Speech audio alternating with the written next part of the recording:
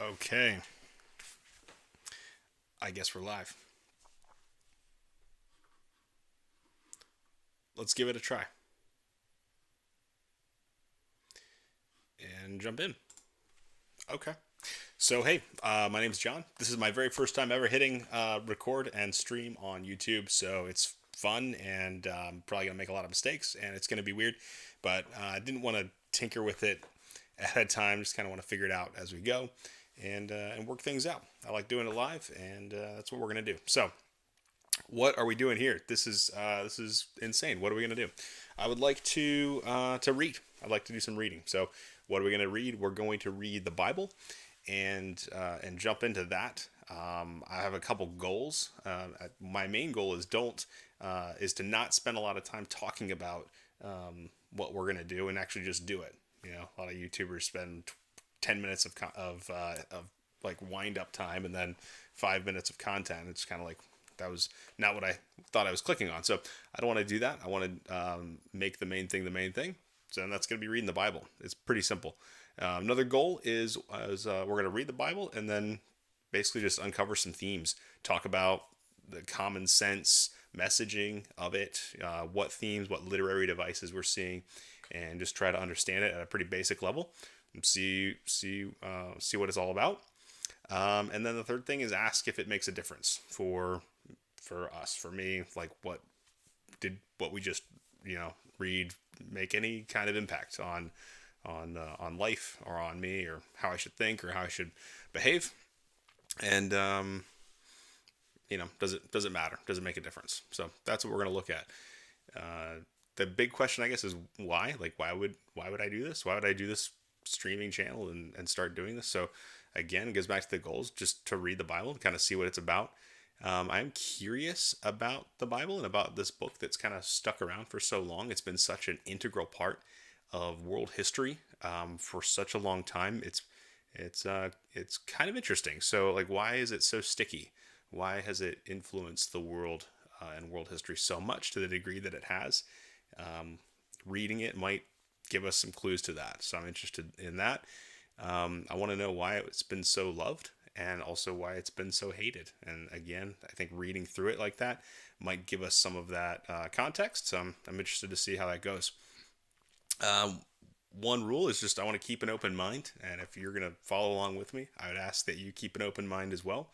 And we'll just see what happens. So, no promises other than we're going to read, a little bit of talking, and just go from there.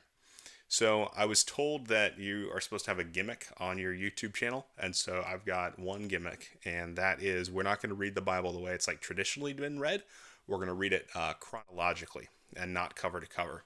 So you can see here we've got reading the Bible in chronological order as opposed to cover. And chronological just means that as the Bible was written, um, different characters introduced. So you view the Bible like starting here and ending here, and a lot of stuff happens in between. And what we're going to do is just take the events of the Bible and just kind of read through it that way instead of just cover to cover. If you read it cover to cover, you'll find that it's like split up by literary sections, and it's not necessarily like this man lived and then this man lived and this man lived and this is what they did and then this lady came into the picture here and like things got weird and all this stuff. It's not like that. It's more of blocked by what I think people a long time ago thought made a lot of sense for reading the Bible. I don't know. Maybe we'll learn more about that later too.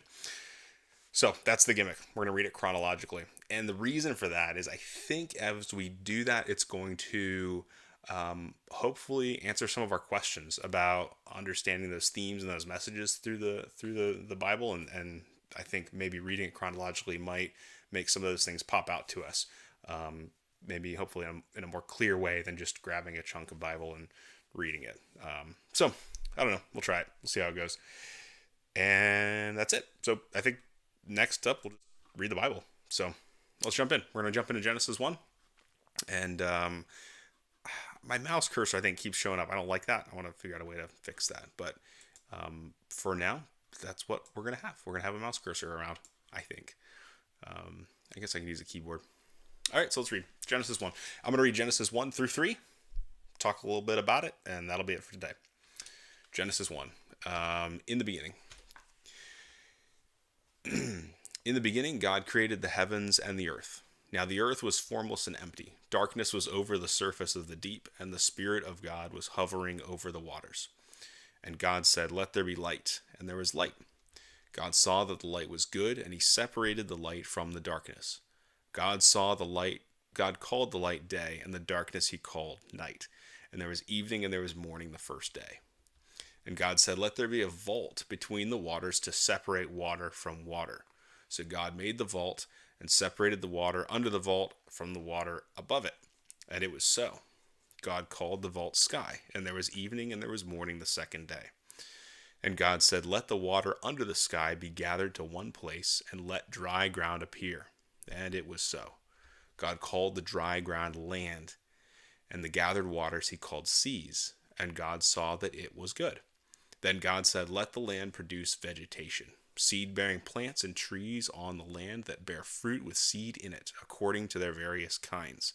And it was so. The land produced vegetation, plants bearing seed according to their kinds, and trees bearing fruit with seed in it according to their kinds. And God saw that it was good. And there was evening and there was morning the third day. And God said, "Let there be lights in the vault of the sky to separate the day from the night, and let them serve as signs to mark sacred times and days and years, and let them be lights in the vault of the sky to give light on the earth."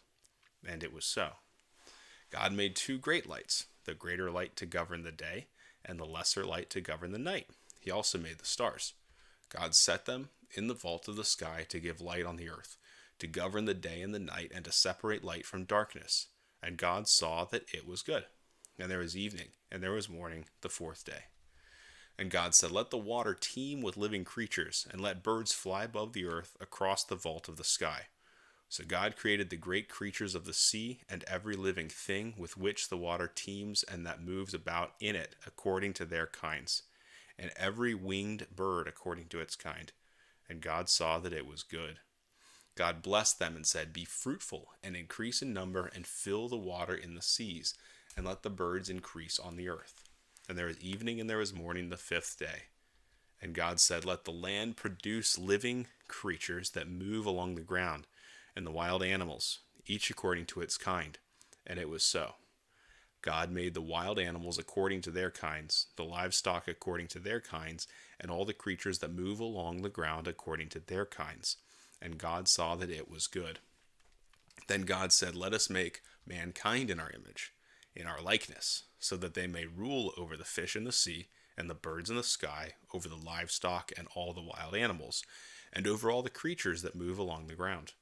So God created mankind in his own image. In the image of God he created them. Male and female he created them. God blessed them and said to them, "Be fruitful and increase in number, fill the earth and subdue it. Rule over the fish in the sea and the birds in the sky, and over every living creature that moves on the ground." Then God said, "I give you every seed-bearing plant on the face of the whole earth, and every tree that has fruit with seed in it. They will be yours for food. And to all the beasts of the earth, and all the birds in the sky, and all the creatures that move along the ground, everything that has the breath of life in it, I give every green plant for food."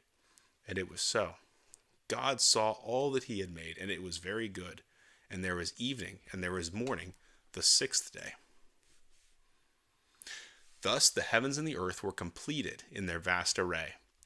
By the seventh day, God had finished the work he had been doing. So on the seventh day, he rested from all his work.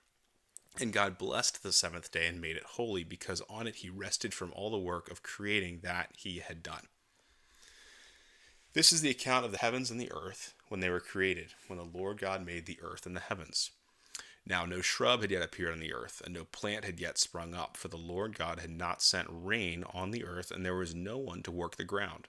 But streams came up from the earth and watered the whole surface of the ground. Then the Lord God formed a man from the dust of the ground, and breathed into his nostrils the breath of life, and the man became a living being. Now the Lord God had planted a garden in the east, in Eden, and there he put the man he had formed. The Lord God made all kinds of trees grow out of the ground, trees that were pleasing to the eye and good for food. In the middle of the garden were the tree of life and the tree of the knowledge of good and evil. A river watering the garden flowed from Eden. From there it was separated into four headwaters. The name of the first is the Pishon.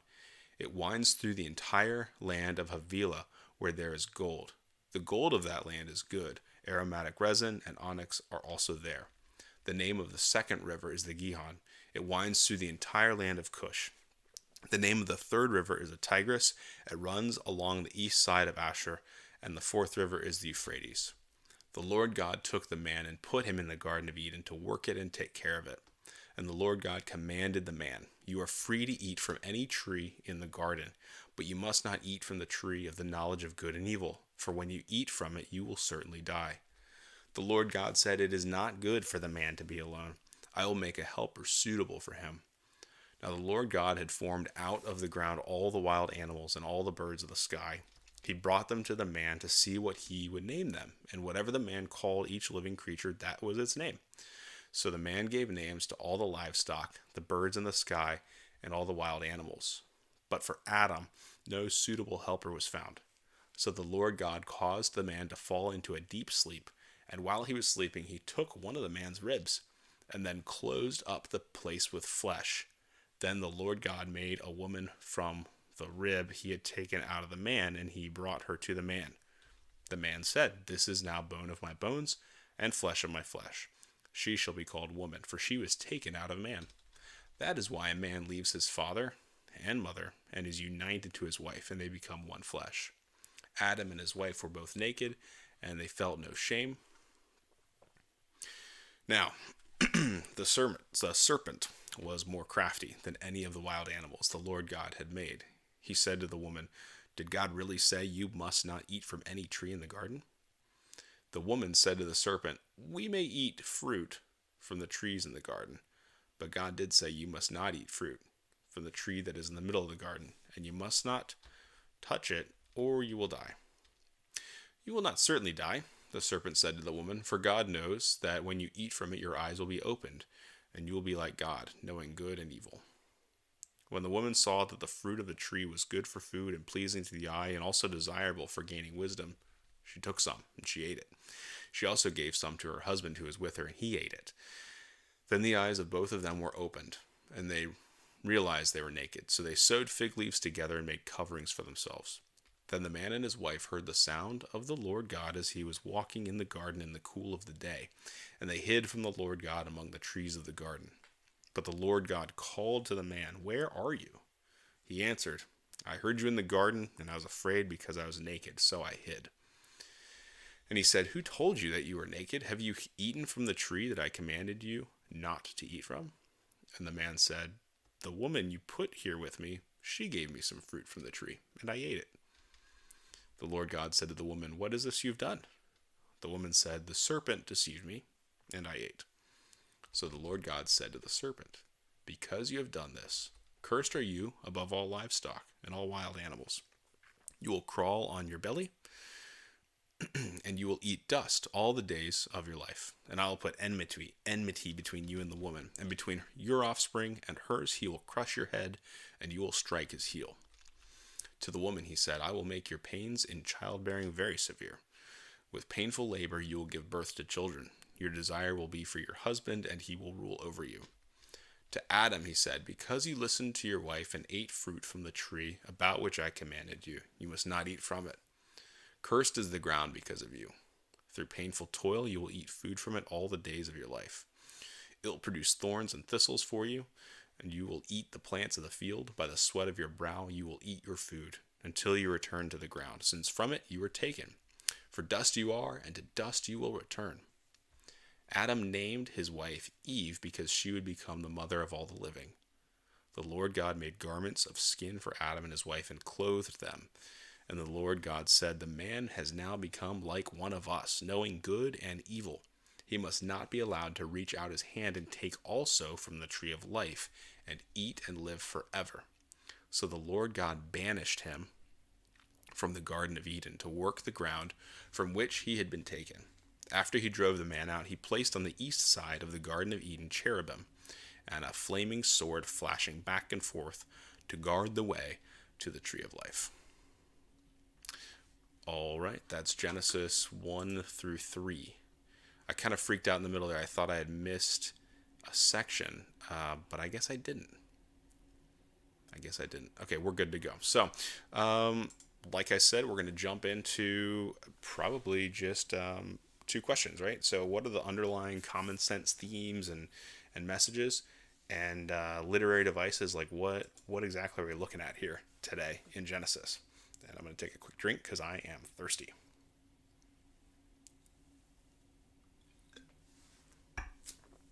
That's a lot of reading. So we are going to look at that. Let's talk about it. All right. So if you think about in the Bible, in the context, right? So this is like for the Jewish people, thousands of years before Jesus Christ came, which is what the calendar is kind of centered on, right? BCE and CE, or BC and AD, if you grew up when I grew up. So what this writing is, I think at its core, is a narrative to kind of explain to those Jewish people how they came to be and who their God is, and like kind of helping them make sense of the world as they existed in a world kind of surrounded by other peoples, other cultures. It's kind of, a warring, tribal, kind of nomad culture. And so this narrative that Moses, I think, writes down and starts verbally distributing among the Jewish people at that time, kind of centers them, right? And so you see that it answers a few key questions for them.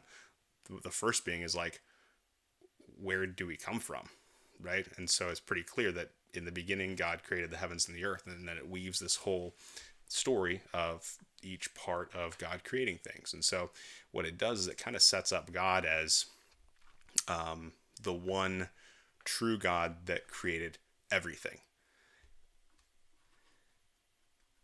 And that would be in contrast to probably other cultures at that time who believed, they had multiple gods, right? They had gods for maybe the sun, maybe the earth, maybe fertility and crops and rain and things like that.